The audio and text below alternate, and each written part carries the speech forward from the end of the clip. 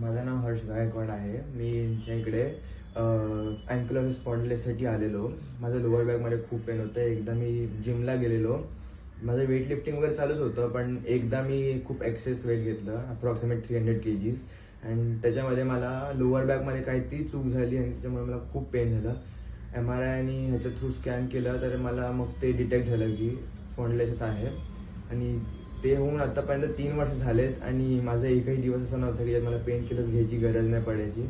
Every day माझा 83 milligram pain killers असायचेच, नाहीतर खूप त्रास व्हायचा. आणि उठताना बसताना झोपेतून उठल्यावरती 15 मिनटं तर मला उठायलाच लागायचे. झोपायला गेलं तर 15 मिनटं त्यात पडायपर्यंत लागायचे.